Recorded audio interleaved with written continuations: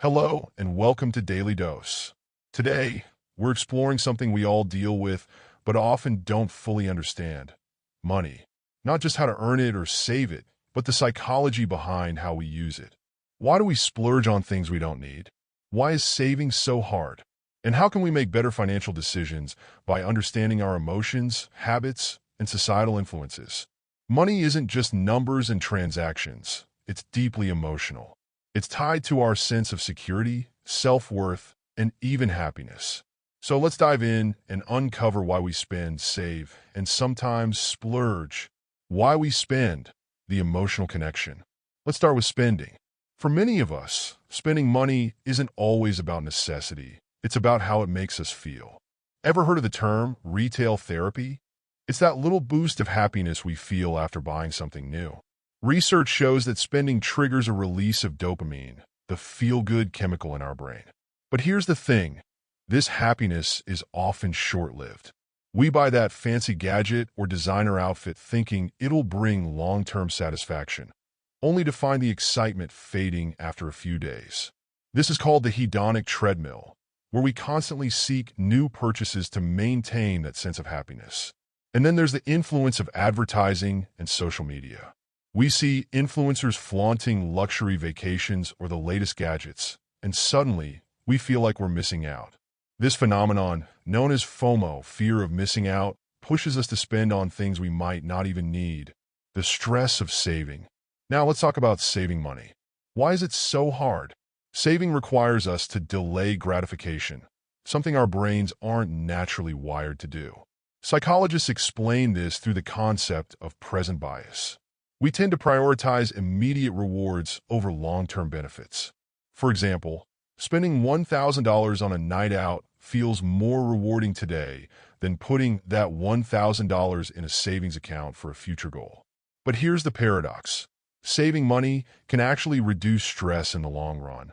Financial stress is one of the leading causes of anxiety for people worldwide. When we don't have an emergency fund or a plan for our future, every unexpected expense feels like a crisis. On the flip side, having even a small cushion of savings can provide peace of mind and a sense of control over our lives. Why we splurge. Understanding impulse spending. Let's be honest, splurging can be fun. It's exciting to treat yourself to something expensive or indulge in an impulse purchase. But why do we do it, even when we know it might hurt our finances? Psychologists point to something called emotional spending.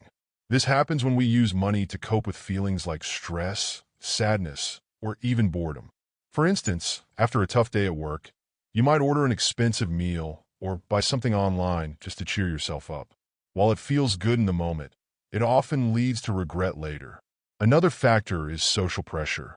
When we see friends or colleagues spending money on certain things, whether it's the latest smartphone or a vacation, we feel an unspoken pressure to keep up. It's a way of signaling success or belonging, even if it means stretching our finances. The art of delayed gratification. So, how do we break these patterns and make better financial decisions? One of the most powerful tools is the art of delayed gratification.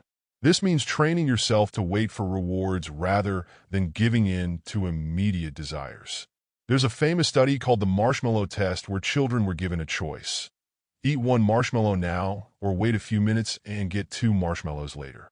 The children who were able to wait tended to do better in life, including financially.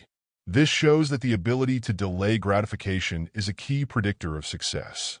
In practical terms, this could mean setting specific financial goals, like saving for a vacation, a car, or even retirement, and reminding yourself of these goals every time you're tempted to make an unnecessary purchase. It's about shifting your mindset from "what do I want now" to "what do I want most?"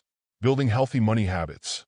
Now that we understand the psychology behind spending and saving, let's talk about building healthier money habits.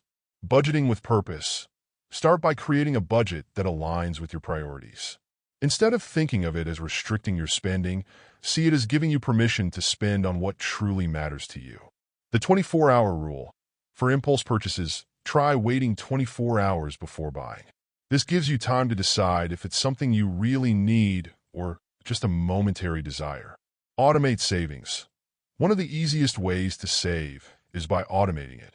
Set up a system where a portion of your income goes directly into a savings account. This removes the temptation to spend it. Reflect on emotional spending. Next time you're about to make a purchase, ask yourself, am I buying this because I need it or because I'm feeling a certain way? Recognizing your emotional triggers can help you avoid unnecessary spending. A balanced approach. At the end of the day, money is a tool. It's not inherently good or bad. It's how we use it that makes the difference. Stoicism, an ancient philosophy we discussed in a previous episode, offers a valuable perspective here. Focus on what you can control and align your actions with your values. If your spending aligns with your priorities, whether it's investing in experiences, education, or helping others, you're using money in a meaningful way. On the other hand, if your spending is driven by impulse, societal pressure, or emotional reactions, it's worth taking a step back to reassess. In closing, as you go about your day, take a moment to reflect on your relationship with money. Are your financial decisions helping you build the life you want, or are they driven by short-term emotions and pressures? The psychology of money isn't just about numbers. It's about understanding yourself, your habits, and your priorities. And the good news is, with a little awareness and effort, you can take control of your finances and use money as a tool to create a fulfilling, balanced life. Thank you for tuning in to Daily Dose. If you enjoyed this episode, share it with someone who might find it helpful.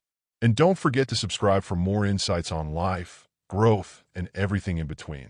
Until next time, stay mindful and make every decision count.